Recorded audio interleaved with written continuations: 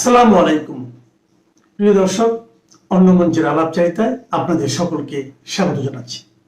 প্রিয় বন্ধুরা, প্রীতি, সালাম এবং শুভেচ্ছা নেবেন। এই মুহূর্তে বাংলাদেশে অনেকগুলো বিষয় নিয়ে আলোচনা হচ্ছে। তার মধ্যে অন্যতম হলো, আপনারা জানেন যে গত মাসে হঠাৎ করে খালেদা জিয়া অসুস্থ হয়ে পড়েন। বিশেষ করে 21শে নভেম্বর সশস্ত্র বাহিনী দিবসে যোগদানের পরে তিনি অসুস্থ হন এবং পরবর্তীতে তাকে এভার কেয়ার হাসপাতালে নেওয়া হয় এবং সেখান থেকে তার অবস্থা আরো অবনতি ঘটলে তাকে একসময় লন্ডনে নিয়ে যাওয়ার চিন্তা ভাবনা করা হয় এবং সেটি যে কোনো কারণে হয়নি। একবার বলা হলো যে কাতারের আমিরের রয়্যাল কাতার অ্যাম্বুলেন্স আসবে, পরে শুনলাম যে সেই অ্যাম্বুলেন্সের কারিগরি ত্রুটির জন্য ঢাকায় আসবে না। যদিও আমরা যতদূর জানি যে কাতারের আমিরের অনেকগুলো এয়ার অ্যাম্বুলেন্স আছে, সুতরাং একটা কারিগরি ত্রুটি হলে অন্যগুলো তিনি পাঠাতে পারলেন। পরে শুনলাম যে জার্মানিতে একটি এয়ার অ্যাম্বুলেন্স ভাড়া করা হয়েছে এবং তারা এসেই নিয়ে যাবেন, কিন্তু সেটিও ঘটেনি।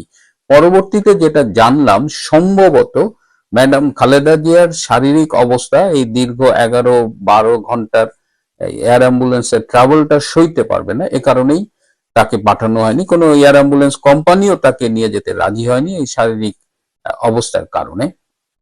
তখন অনেকেই বলছিলেন যে তারেক রহমানের উচিত মায়ের এই অসুস্থতার সময়ে তার বাংলাদেশে আসা, এবং যেহেতু তার বিরুদ্ধে এই মুহূর্তে কোনো মামলা নেই এবং বাংলাদেশে যে অবৈধ সরকারটি আছে সেটি তাদের একটা সরকার, এবং এই ডক্টর ইউনূস তার সাথে লন্ডনে গিয়ে দেখা করেছিল গত 13ই জুন, এবং বাংলাদেশের মার্কিন charge d' affaires Tracey Ann Jacobson তিনিও দুবার লন্ডনে গিয়ে তারেক রহমানের সাথে দেখা করেছিলেন। সুতরাং তারেক রহমানের উচিত এই সময় মায়ের পাশে এসে দাঁড়ানো। এছাড়া রাজনীতির একটা ডিমান্ড তো আছেই। রাজনীতিতে নেতাকর্মীরা অনেকদিন ধরেই চাইছেন তারেক রহমান বাংলাদেশে এসে দলটির নেতৃত্ব দিক। যদিও বিএনপির নেতৃবৃন্দ বিভিন্ন সময়ে বলেছে যে তারেক রহমান অচিরেই আসছেন, নভেম্বর মাসে, বিশেষ করে 7ই নভেম্বর তিনি সারপ্রাইজ দিতে বাংলাদেশে এসে হাজির হবেন, এমন একটি কথাও আমরা শুনেছিলাম।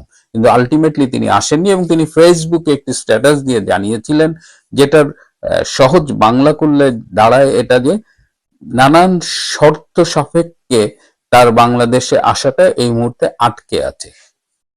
তাকে বাংলাদেশে আসার ব্যাপারে একজন বিদেশি কূটনীতিকও বলেছিলেন নট নাও। সুতরাং বাংলাদেশে আসার ব্যাপারে তার পরিস্থিতি আমরা ধরেই নিচ্ছি যে অনুকূল ছিল না। কিন্তু হঠাৎ কি হলো যে তিনি বাংলাদেশে আসার সিদ্ধান্ত নিয়েছেন। এই যে শর্তগুলো তার বিপক্ষে ছিল, যারা তাকে ক্লিয়ারেন্স দিচ্ছিলেন না, তারা কি এখন তাকে ক্লিয়ারেন্স দিয়েছেন? এর মধ্যে একটু ছোট্ট একটা বিষয় আমরা লক্ষ্য করেছি যে তিনি আর্মির সাবেক মেজর জেনারেল রুমির কাছে ক্ষমা চেয়েছেন। রুমির সাথে তিনি কোনো একটা অন্যায় আচরণ করেছিলেন, কি আচরণ করেছিলেন সেটি আমরা না জানলেও তিনি মেজর জেনারেল অবসরপ্রাপ্ত রুমির কাছে ক্ষমা চেয়েছেন। তিনি কি এই রুমি বা সেনাবাহিনীর দিক দিয়ে কি একটি আপত্তি ছিল তার দেশে ফেরার?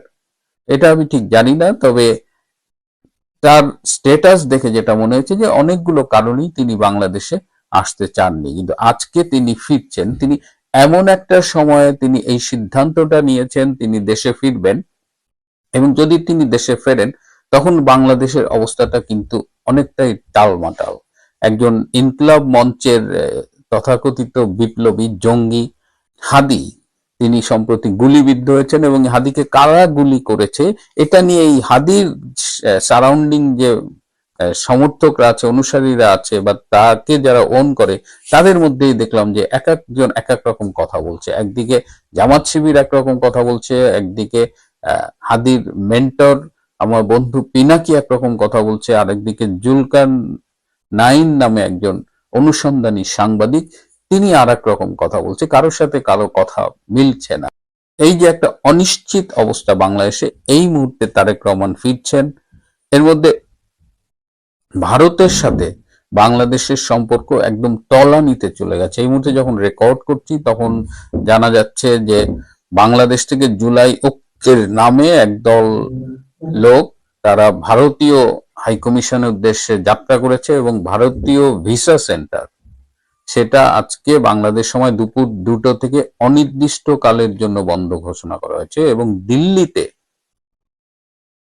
ভারতের পররাষ্ট্র মন্ত্রণালয় দিল্লিতে বাংলাদেশের রাষ্ট্রদূতকে ডেকে পাঠিয়েছে বাংলাদেশে এই যে ভারত ভারতের বিরুদ্ধে কয়েকদিন ধরে যে বিভিন্ন রকমের থ্রেট দেওয়া হচ্ছে, ভারতীয় দূতাবাস ঘেরাও করার জন্য পদযাত্রা হচ্ছে, তো সব মিলিয়ে এই যে বাংলাদেশ ভারত সম্পর্কের এই টানটান অবস্থায় তারেক রহমান দেশে আসছেন, কারণ তারেক রহমানের সাথে ভারতের অনেক হিসেব কিন্তু অনেক আগেই আমরা দেখেছি অমীমাংসিত ছিল। বিশেষ করে ভারতের বিচ্ছিন্নতাবাদী গোষ্ঠীকে সমর্থন দিয়েছিল এই তারেক রহমান এবং তার সেই স্বরাষ্ট্র প্রতিমন্ত্রী লুকিং ফর শত্রুজ বলে খ্যাত বাবর। এরকম এরকম অনিশ্চয়তার মধ্যে তারেক রহমান আসছেন। তারেক রহমান যদি গত বছর আগস্টে আসতেন, 10ই আগস্ট বা আগস্ট মাসে আসতেন, তাহলে এক রকমের ভাইব তৈরি হতো। কিন্তু আজকে যখন তিনি আসতেছেন, আমি জানি না সেটা কি হবে। যতদূর খোঁজ নিয়ে জানা গেছে যে হাদি গত শুক্রবার গুলিবিদ্ধ হওয়ার পরই ডক্টর ইউনূস কিন্তু বিএনপি, জামাত এবং এনসিপির সাথে বসেছিলেন এবং সেখানে তিনি বলেছেন, আপনারা যদি নিজেদের মধ্যে এভাবে কামড়াকামড়ি করেন তাহলে ফ্যাসিস্ট হাসিনা আবার বাংলাদেশে ফিরে আসবে, ভারত আবার বাংলাদেশে অ্যাডভান্টেজ নেবে এবং শেখ হাসিনা যদি ফিরে আসে তাহলে আমাদের কারো রক্ষা নেই। এটি বলে তিনি আবার তিন পার্টিকে এক করেছেন এবং এই ডক্টর ইউনূসের এই টেকনিকটা কিন্তু বেশ ইফেক্টিভ এবং তিনি তারেক রহমানকে আসার ব্যাপারেও একটা সিগন্যাল দিয়েছেন। তারেক রহমানের সামনে একটা মূলা ঝুলানো হয়েছে। সেই মূলাটা হলো যে এই যে 12ই ফেব্রুয়ারি যে নির্বাচনটি ঘোষিত হয়েছে, সেই নির্বাচনটি আসলে এক ধরনের আই ওয়াশ হবে, এখানে একটা পাতানো খেলা হবে।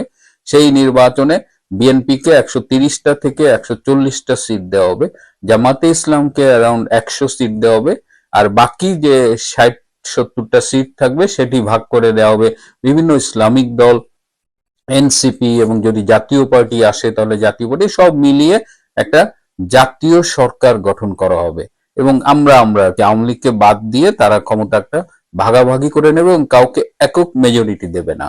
এবং সেই জাতীয় সরকারের প্রধানমন্ত্রী করার টোপ দেওয়া হয়েছে তারেক রহমানকে এবং জাতীয় সরকারের প্রেসিডেন্ট হবে ডক্টর ইউনূস এবং ডেপুটি প্রাইম মিনিস্টার একটা পদ ক্রিয়েট করা হবে এবং সেই পদটি দেওয়া হবে জামাতের আমির ডক্টর শফিকুর রহমানকে। এভাবে তারা মিলেমিশে একটা প্ল্যান করেছে যে এভাবেই এই ফেব্রুয়ারিতে নির্বাচন করে তারা আগামীতে দেশ শাসন করবে এবং এই টোপটা গিলে তারেক রহমান বাংলাদেশে আসছে। কিন্তু বাংলাদেশে এসে তিনি কোন বিপদে পড়বেন কিনা এই আশঙ্কাটা কিন্তু রয়েই যাচ্ছে, কারণ আগামী 12ই ফেব্রুয়ারি নির্বাচন করবার জন্য ডক্টর ইউনূস শিবির যেমন তৎপর, তেমন এই নির্বাচনটি না হবার ব্যাপারেও কিন্তু অনেক রকমের নেপথ্যে মুভমেন্ট চলছে। অনেকেই বিশ্বাস করেন যে আগামী 12ই ফেব্রুয়ারি নির্বাচন হবে না। 12ই ফেব্রুয়ারি যদি নির্বাচন না হয় এবং সেই ক্ষেত্রে যদি কোনো পরিবর্তন হয়, সেই পরিবর্তনে তারেক রহমান কিভাবে এফেক্টেড হতে পারেন সেই জায়গাটায় কিন্তু একটা অনিশ্চয়তা রয়ে গেছে। সুতরাং এই মুহূর্তে তারেক রহমানের ফেরার সিদ্ধান্তটা কতখানি ভালো সিদ্ধান্ত হবে সেটা সময়ই বলে দেবে, যদিও তার দলের জন্য এই মুহূর্তে তারেক রহমানের দেশে আসাটা অনেকেই মনে করছেন খুব জরুরি। সুতরাং আমরা তারেক রহমান ফিরবে কিনা এটার জন্য আমাদের 25শে ডিসেম্বর পর্যন্তই অপেক্ষা করতে হবে। তবে এটা নিশ্চিত যে তারেক রহমান যদি বাংলাদেশে ফেরেও তিনি একেবারে আগুনের ভেতরে পা রাখবেন, এটা নিয়ে কারো কোনো সন্দেহ নেই।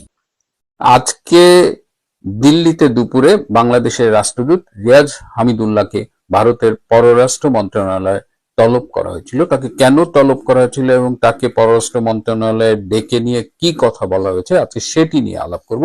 তার আগে একটু জানিয়ে রাখি, আজকে বাংলাদেশের পররাষ্ট্র উপদেষ্টা মোহাম্মদ তৌহিদ হোসেন তিনি সংবাদ সম্মেলনে একটা প্রেস ব্রিফিং এ বলেছেন যে বর্তমানে ভারতের সাথে বাংলাদেশের সম্পর্কের টানাপোড়েন চলছে। টানাপোড়েন চলা সত্ত্বেও তিনি বলেছেন যে তারা চেষ্টা করবেন ভারতের সাথে একটা সুসম্পর্ক বজায় রাখতে। টানাপোড়েন চলা সত্ত্বেও সুসম্পর্ক কিভাবে বজায় রাখা যায় এটা আমি ঠিক জানি না, এটা হয়তো কূটনীতির ভাষা।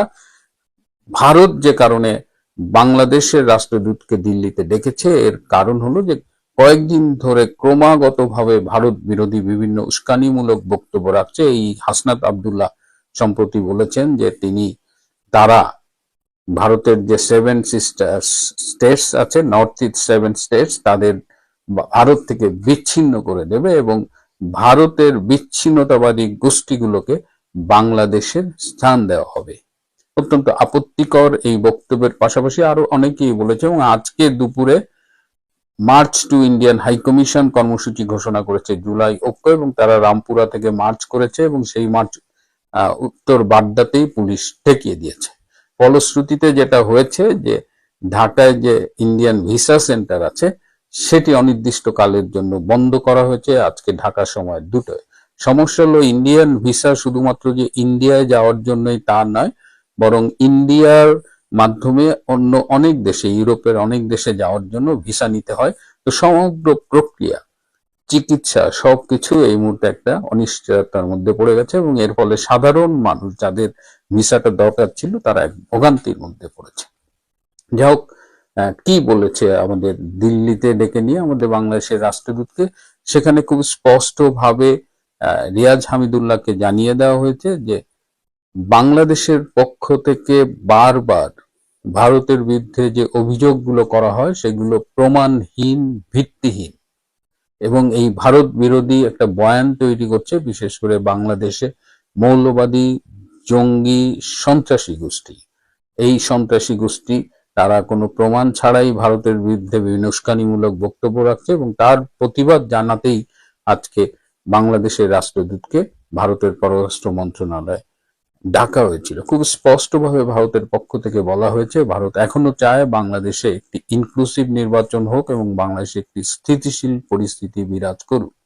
ভারতের পক্ষ থেকে আরো স্পষ্টভাবে জানিয়ে দেওয়া হয়েছে যে বাংলাদেশ ভারতের সম্পর্কের ভিত্তি হবে 1971-এর মুক্তিযুদ্ধ।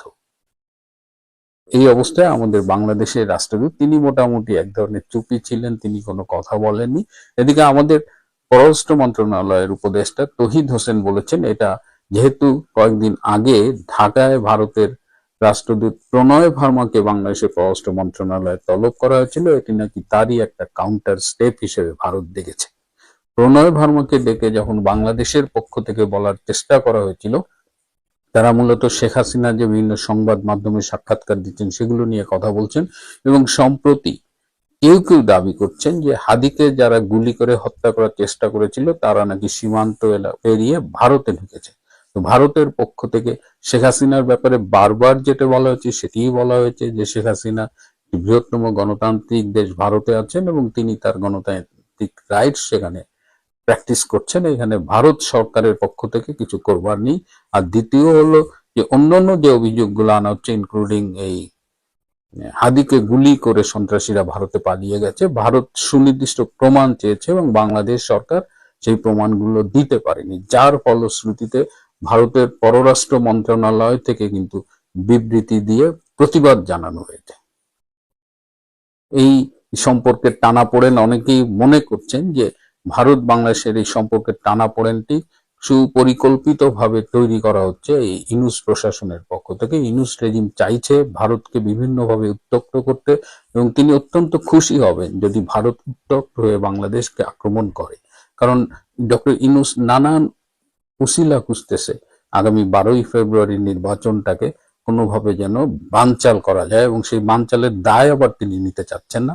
এই জন্য তিনি নানানভাবে ভারতকে উস্কাচ্ছেন এবং বাংলাদেশকে ঘুঁটি বানিয়ে পাকিস্তান এবং তুরস্ক তাদের হিডেন এজেন্ডাগুলো বাস্তবায়ন করার চেষ্টা করছে এবং পাকিস্তান চেষ্টা করছে বাংলাদেশ ফ্রন্ট থেকে ভারতকে যতভাবে পারা যায় ডিস্টার্ব করতে, এমনকি পারলে আক্রমণ করে বসে। এবং বাংলাদেশ থেকে বেশ কিছু জঙ্গি ভারতে রপ্তানি করা হয়েছে ভারতের বিভিন্ন স্থানে অস্থিতিশীলতা সৃষ্টি করার জন্য, বিভিন্ন সন্ত্রাসী কর্মকাণ্ড পরিচালনার জন্য।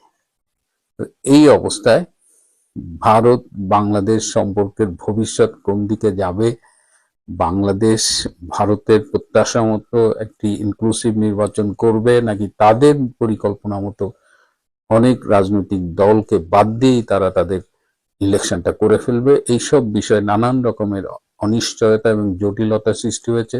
আমাদের এখন দেখতে হবে বাংলাদেশের রাজনীতি কোন পথে যায়। দর্শক, ভারত বাংলাদেশ সম্পর্ক নিয়ে আবারও আলোচনা বসতে হয়েছে। আমি এর আগে প্রথম আজকে দিনে যখন বাংলাদেশ হাই কমিশনারকে ভারত তলব করলো তার আগেই আমরা ভারতের আসামের মুখ্যমন্ত্রী একটা বক্তব্য ধরে আমরা বলেছিলাম যে এইভাবে চললে পরিস্থিতি আস্তে আস্তে খারাপ হবে, দুই দেশের জন্যই মঙ্গলজনক হবে না। এটা ভারতীয়দের বোঝা উচিত, আমাদের দেশে আরো বেশি করে বোঝা উচিত। আমরা ছোট্ট প্রতিবেশী, আমাদের ক্ষমতা কম, সক্ষমতা কম, ক্ষতি হওয়ার হলে আমাদের বেশি হবে।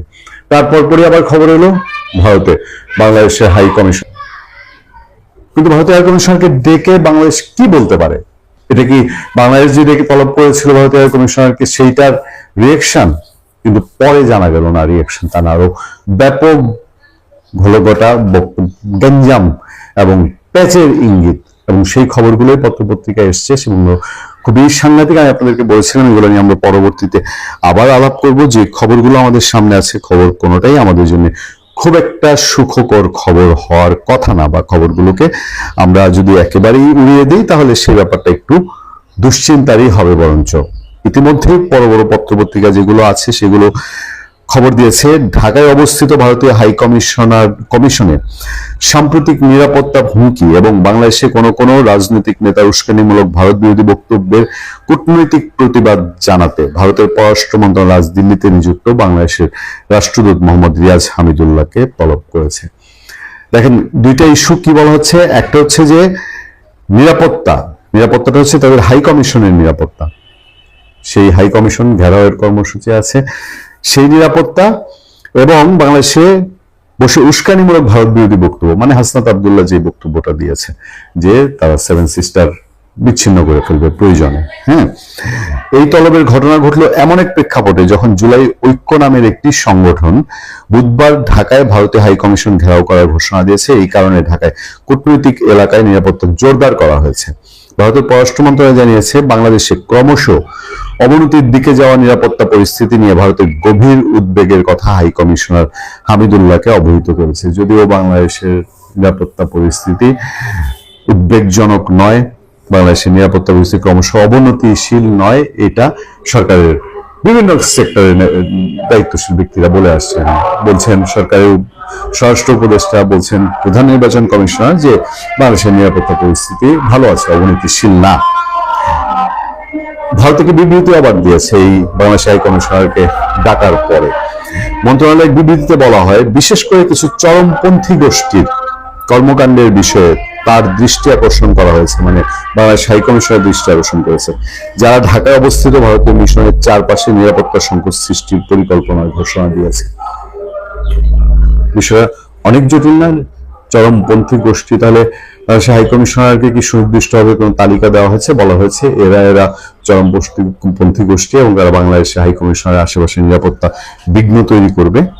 ভারত জানিয়েছে সাম্প্রতিক সময়ে বাংলাদেশে ঘটে যাওয়া কিছু ঘটনার পটভূমিতে চরমপন্থী গোষ্ঠীগুলো যে ভ্রান্ত বয়ান তৈরি করার চেষ্টা করছে তা ভারত সম্পূর্ণভাবে প্রত্যাখ্যান করে। বিবৃতিতে আরো বলা হয়, দুঃখজনকভাবে অন্তর্বর্তী সরকার এ পর্যন্ত ঘটনার পূর্ণাঙ্গ তদন্ত করেনি। সরকারের প্রতি একটা অভিযোগ আছে এবং সংশ্লিষ্ট ঘটনাগুলো সম্পর্কে ভারতের সঙ্গে কোনো অর্থবহ প্রমাণও ভাগ করে নেয়নি। গত বেশ কিছুদিন ধরেই ভারত ও বাংলাদেশ সরকারের মধ্যে বিবৃতির যুদ্ধ চলছে। তারা একে অন্যের রাষ্ট্রদূতকেও হরহামেশাই তলব করে নানা ইস্যুতে প্রতিবাদ জানাচ্ছে। ফলে এই কথা বলার অপেক্ষাই রাখে না যে ভারতের এখনকার যে বক্তব্য, এই বক্তব্যের প্রেক্ষিতে নিশ্চয়ই বাংলাদেশ সরকার একটি বক্তব্য দিবে। খুব গুরুত্বের সাথে বিবেচনা করা যায় না যে যেখানে ভারত বলছে চরমপন্থী গোষ্ঠী এখানে তাদের বিরুদ্ধে কাজ করছে, নাম্বার 1। নাম্বার 2 হচ্ছে বাংলাদেশের আইন শৃঙ্খলা পরিস্থিতির চরম অবনতি, যেটা প্রতিবেশীর ক্ষেত্রে ঘটলে ভারতের উপর এটা এফেক্ট হবেই, যে কোনো ভাবেই বলেন এটা এফেক্ট হবে, সেটা নিয়ে ভারত চিন্তিত। আর তার চেয়ে বড় কথা হলো যে বাংলাদেশের গভর্নমেন্টের দৃষ্টিগোচর করা হয়েছে, মোটামুটি ভারতের দিক থেকে বলা হচ্ছে বাংলাদেশের গভর্নমেন্টকে যেটা দৃষ্টিগোচর করা হয়েছে এটা বাংলাদেশের গভর্নমেন্ট এটা পাত্তা দিচ্ছে না। এখন আমাদের এই গভর্নমেন্ট কতটা অ্যাক্ট করছে তার ইন্টারেস্টের বাইরে, মানে তার ইন্টারেস্ট ধরেন এই যে যারা এই মুভমেন্ট গুলো করছে, আর বাংলাদেশের প্রধান উপদেষ্টা ডক্টর মোহাম্মদ ইউনূস তিনি নিজেই তো ভারত সম্পর্কে বারবার নানান রকম কথা বলছেন। তিনি একদম কখনো ডিরেক্ট কখনো ইনডিরেক্ট তিনি ভারত সম্পর্কে অভিযোগ করছেন, ভারতেই করছে, সেই করছে।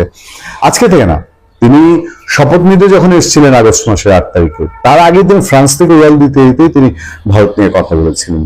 এবং তার সরকারের সময় বাংলাদেশে ভারতের একেবারে আজীবন শত্রু চিরশত্রু, সারা পৃথিবীতে স্বীকৃত শত্রু পাকিস্তান। সেই পাকিস্তানের ডাকসাইটে মানুষজন এখানে আসা যাওয়া করেছে।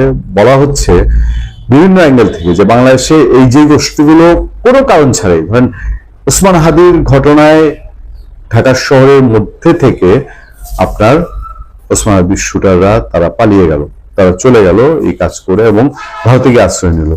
আচ্ছা, ভারতে যদি আশ্রয় নিয়েই থাকে, যদি প্রমাণ হয়, তাহলে যাওয়ার পথটুকু তো বাংলাদেশ তারা পাড়ি দিয়েছে এবং দীর্ঘ প্রায় 10-12 ঘন্টার সময় তাদের কনফার্মলি সেটা লেগেছে। এই সময়টায় বাংলাদেশের ভিতর থেকে তাদেরকে চিহ্নিত করা গেল না, তাদেরকে ধরা গেল না, তারা ওই পারে চলে গেল। আমাদের যে ব্যর্থতা আছে সেই ব্যর্থতাটাও কি ঢাকা পড়ে যায় না? এখন শুধুমাত্র যদি ভারতে গিয়ে এখন রাজা ভালো বসে থাকে, তাহলে তাকে এইটুকু বলার মধ্যে দিয়ে আমাদের নিজেদের ব্যর্থতা আউট হয়ে যাচ্ছে। এই সবকিছু মিলিয়ে সরকার যদি রিয়েক্ট না করে এবং সরকার যদি মনে করে যারা এই কাজগুলো করছে তাদেরকে তারা যেভাবে করে যাচ্ছে সেভাবে, এই যে ভারতের কর্মসূচি ঘোষণা করা হয়েছে, এটা নিয়ে জল এখন ঘোলা হয়ে গেল, এটার মূল্য আসলে কাকে দিতে হবে? ভালো থাকবেন, সুস্থ থাকবেন। ভারতীয় ভিসা সেন্টার বন্ধ ঘোষণা, ভারত বাংলাদেশ সম্পর্কে অশ্লীল সংকেত। ভারতীয় ভিসা সেন্টার বন্ধ কেন হঠাৎ? এটা কি স্থায়ী নাকি সাময়িক? যারা হঠাৎ করে আতঙ্কিত হয়ে পড়ছেন এই খবরটা শুনে, ইতিমধ্যে সংবাদ মাধ্যমে আপনারা দেখেছেন যে ভারতীয় ভিসা সেন্টার বাংলাদেশে বন্ধ হয়ে গেল। খবরে বলা হচ্ছে যে দেশে চলমান নিরাপত্তা পরিস্থিতির প্রেক্ষাপটে ঢাকার যমুনা ফিউচার পার্কের ইন্ডিয়ান ভিসা অ্যাপ্লিকেশন সেন্টার দুপুর 2টা থেকে বন্ধ ঘোষণা করা হয়েছে। ভারতীয় দূতাবাসের ওয়েবসাইটে প্রকাশিত নোটিশে বলা হয়েছে, চলমান নিরাপত্তা পরিস্থিতির কারণে জানানো হচ্ছে যমুনা ফিউচার পার্কের ইন্ডিয়ান ভিসা অ্যাপ্লিকেশন সেন্টার আজ দুপুর 2টায় বন্ধ হয়ে যাবে। নোটিশে আরো উল্লেখ করা হয়েছে, আজ যাদের ভিসা সাবমিশনের অ্যাপয়েন্টমেন্ট ছিল তাদের পরবর্তী তারিখে নতুন স্লট প্রদান করা হবে। আবেদনকারীদের ধৈর্য ধরতে এবং ওয়েবসাইট বা হটলাইনের মাধ্যমে আপডেট চেক করতে অনুরোধ করা হয়েছে। অর্থাৎ নোটিশটি এটাই বলছে যে এটি সাময়িক বন্ধ ঘোষণা করা হয়েছে, স্থায়ী নয়। এটা কেন বন্ধ ঘোষণা করা হলো? আজকে জুলাই ঐক্য নামে একটি সংগঠনের march to Indian high commission কর্মসূচি রয়েছে আজ বিকেলে, যার দরুন ভারতীয় হাই কমিশনার তাদের অধীনস্থ ভিসা সেন্টার বন্ধ করে দিয়েছে। ভারতে অবস্থানরত জুলাই গণহত্যার পর ছাত্র জনতার অভ্যুত্থানে ক্ষমতাচ্যুত সাবেক প্রধানমন্ত্রী শেখ হাসিনা সহ হত্যাকাণ্ডে জড়িতদের দেশে ফিরিয়ে দেওয়ার দাবিতে এবং ভারতীয় প্রক্সি রাজনৈতিক দল, গণমাধ্যম ও সরকারি কর্মকর্তাদের অব্যাহত ষড়যন্ত্রের প্রতিবাদে march to Indian high commission কর্মসূচি ঘোষণা করেছে জুলাই ঐক্য। বুধবার বিকেল 3টায় রাজধানীর রামপুরা ব্রিজ থেকে এই কর্মসূচি শুরু হবে। এর আগে মঙ্গলবার গতকাল সন্ধ্যায় এক বিজ্ঞপ্তিতে এ তথ্য জানানো হয়েছে। এতে বলা হয়, বুধবারের কর্মসূচিতে দেশপ্রেমিক বাংলাদেশপন্থী সাবেক সেনা কর্মকর্তাদের একটি অংশ, ডাকসু ও জাকসুর একাধিক নেতা, বিশ্ববিদ্যালয়, কলেজ, মাদ্রাসা ও স্কুলের শিক্ষার্থী সহ বিভিন্ন শ্রেণী পেশার মানুষ অংশ নেবেন। মার্চ টু ভারতীয় দূতাবাস বা ভারতীয় হাই কমিশন। ভারতীয় দূতাবাস বা ভারতীয় হাই কমিশন কোথায় অবস্থিত? পার্ক রোড, বারিধারা, গুলশান থানার অধীনস্থ বারিধারা। আর ভিসা সেন্টারটা কোথায় অবস্থিত? যমুনা ফিউচার পার্কে। যমুনা ফিউচার পার্কে ভিসা সেন্টার বন্ধ করে দিল। ভারতীয় হাই কমিশনটি বন্ধ করেছে, তারাও বন্ধ এক প্রকার। আজকে মনে হচ্ছে এটা সাময়িক বন্ধ, কিন্তু এটা যদি কদিন পরে শোনেন যে স্থায়ী ভারতীয় দূতাবাস বাংলাদেশ থেকে স্থায়ীভাবে বন্ধ হয়ে গেছে, তাহলে কি অবাক হবেন? আমি কিন্তু অবাক হচ্ছি না, কারণ সত্যিকার অর্থে ভারত বাংলাদেশ সম্পর্ক একদম চূড়ান্ত বিচারে এক অশনি সংকেত দেখছি আমি। এবং আজকে আরো একটি খবর আছে, বাংলাদেশের হাই কমিশনার নয়াদিল্লিস্থ বাংলাদেশের যিনি প্রতিনিধি আছেন রিয়াজ হামিদুল্লাহ, সেই রিয়াজ হামিদুল্লাহকে আজকে পররাষ্ট্র মন্ত্রণালয়, ভারতের পররাষ্ট্র মন্ত্রণালয় তলব করেছে। গত 15 ডিসেম্বর বাংলাদেশে ভারতীয় হাই কমিশনার প্রণয় ভার্মাকে বাংলাদেশ পররাষ্ট্র মন্ত্রণালয় তলব করেছিল। ঠিক তেমনি আজকে রিয়াজ হামিদুল্লাহ, বাংলাদেশের যিনি প্রতিনিধি, তাকে তলব করেছে। অর্থাৎ তলব পাল্টা তলব চলছে এবং বাংলাদেশ থেকে প্রতিনিয়ত উস্কানি চলছে। আপনারা দেখতেই পাচ্ছেন, এগুলো আরো নতুন করে আমরাও কথা বলছি দু একদিন যাবতীয়। ভারত থেকে উস্কানিমূলক তেমন করে কথাবার্তা কি শুনেছেন ভাই? আপনি ধর্ম করেন, কর্ম করেন, আপনি আপনার বুকে হাত দিয়ে বলতে পারবেন যে এখন পর্যন্ত আসলে চূড়ান্ত বিচারে ভারত থেকে কোনো ধরনের উস্কানিমূলক বক্তব্য, হামলা, আক্রমণ কোনো কিছু শুনেছেন? শোনেননি। কিন্তু আমরা আমাদের এই বাংলাদেশ থেকে গত 1.5 বছরে আমরা নিজেরা উস্কানি দিচ্ছি প্রতিনিয়ত, এবং সাম্প্রতিক কয়েকদিনে আরো দেখলেন নানা রকম উস্কানি। যে আর্মি অফিসারদের কথা বলা হচ্ছে, এই কর্মসূচিতে রিটায়ার্ড আর্মি অফিসাররা অংশগ্রহণ করবেন। আর্মি অফিসাররা প্রতিনিয়ত উস্কানি দেন, সরকার নিজে উস্কানি দেয়। ইউনূস সরকারের প্রধান ডক্টর ইউনূস সাহেবও ভারতকে উস্কানি দিয়েই ক্ষমতায় এসছেন। মানে সবকিছু মিলে একটা অস্বস্তিকর অবস্থা। আবার আজকে একটা নতুন খবর, ওই যে মুখে বলে যে ভারতের 7 রাজ্যকে আলাদা করে দেবে, এই খবরের বাস্তবায়নের একটা আলামত ভারতের গোয়েন্দা সূত্র থেকে খবর যে ভারতের বিচ্ছিন্নতাবাদীদের অন্যতম প্রধান নেতা পরেশ বড়ুয়া এই মুহূর্তে ঢাকায় অবস্থান করছেন, এবং ঢাকায় বাংলাদেশের তিনি সাজাপ্রাপ্ত আসামি। তার মৃত্যুদণ্ড ছিল, তিনি এখন যাবজ্জীবন সাজাপ্রাপ্ত। তিনি কারাগারে নেই, কিন্তু বাংলাদেশ সরকার তাকে ধরে এনে কারাগারে ঢোকাননি। তিনি রাজকীয় হলে এই মুহূর্তে বাংলাদেশে বসে বিভিন্ন প্ল্যান পরিকল্পনা করছেন। গতকালকেই এই যে 90 রাজনৈতিক দল এনসিপির নেতা বলেছেন যে বিচ্ছিন্নতাবাদীদের বাংলাদেশে আশ্রয় দেওয়া হবে। এই নেতা কি জানতেন যে অলরেডি আছে? সেটাই কি মুখ দিয়ে প্রকাশ করে ফেললেন যে বিচ্ছিন্নতাবাদীদের আশ্রয় দেওয়া হবে? পরেশ বড়ুয়া বিচ্ছিন্নতাবাদী, এবং তারই অংশ হিসেবে পরেশ বড়ুয়াকে আশ্রয় দেওয়া হয়েছে, এবং আরো অন্যান্য বিচ্ছিন্নতাবাদীদেরই আশ্রয় দেওয়া হবে বলেই মনে করা হচ্ছে। এবং আজকে রিয়াজ হামিদুল্লাহকে ডাকবার বা তলব করবার অন্যতম কারণ হতে পারে এই যে 7 রাজ্যকে বিচ্ছিন্ন করে দেবার কথা, কিংবা ভারতীয় দূতাবাস অভিমুখে লং মার্চ, ভারতীয় ভিসা সেন্টার বন্ধ ইত্যাদির প্রেক্ষিতে এই তলবটা হতে পারে। এই যে 7 রাজ্যকে বিচ্ছিন্ন করে দেবার বাংলাদেশের দাবি বা বাংলাদেশের বক্তব্যের প্রেক্ষিতে আসামের মুখ্যমন্ত্রী হিমন্ত বিশ্ব শর্মাও কিন্তু হুঙ্কার দিয়েছেন গত পরশু। সবকিছু মিলিয়ে ভারত এবং বাংলাদেশ সম্পর্কে আমি আসলে অশনি সংকেত দেখছি, এবং আগামী জাতীয় সংসদ নির্বাচন মাত্র কয়েকদিন পরে হবার একটা সম্ভাবনা দেখা দিয়েছে। এই নির্বাচনের আগেই হয়তো সম্পর্ক ছিন্ন হয়ে যেতে পারে। যদি হয়ে যায়, অবাক হবার কিছু থাকবে না, কারণ দিনকে দিন যেভাবে উত্তেজনা বাড়ছে তাতে আমি অবাক হব না হঠাৎ করে যদি ভারত সরকার ঘোষণা করে যে বাংলাদেশ দূতাবাস আমরা বন্ধ করে দিলাম, বাংলাদেশের সাথে যাবতীয় কূটনৈতিক সম্পর্ক ছিন্ন করলাম। আমি গতকালকের একটি কন্টেন্টেও আহ্বান জানিয়েছি যে আপনারা কূটনৈতিক সম্পর্ক ছিন্ন করুন, যাবতীয় সম্পর্ক ছিন্ন করুন, কারণ আপনারা এই মুহূর্তে বাংলাদেশে যারা সরকার পরিচালনা করছে, রাজনৈতিক দল যারা, তারা অন্যতম মাথা ব্যথার কারণ হয়ে গেছে। তাদের কাছে আপনারা মাথা ব্যথার কারণ হয়েছেন। বাংলাদেশকে নিজের মতো চলতে দিন। আজকে বড় পরিতাপের বিষয়, এই যে বিভিন্ন কর্মসূচি দেখুন, জুলাই ঐক্য দূতাবাস অভিমুখে কর্মসূচি দিয়েছে, ইনকিলাব মঞ্চ, এবি পার্টি, এটা সেটা বিভিন্ন নামে, এই যে ভুইফোর সংগঠন। আমি 1 বছর আগে এই ধরনের কোন সংগঠনের নাম শুনিনি, ইনকিলাব মঞ্চ নামে নাম শুনিনি, জুলাই ঐক্য নামে সংগঠনের নাম শুনিনি। জুলাই ঐক্য সম্ভবত গতকালকে তাদের প্রথম প্রতিষ্ঠা বার্ষিকী করেছে। এরা কারা আসলে?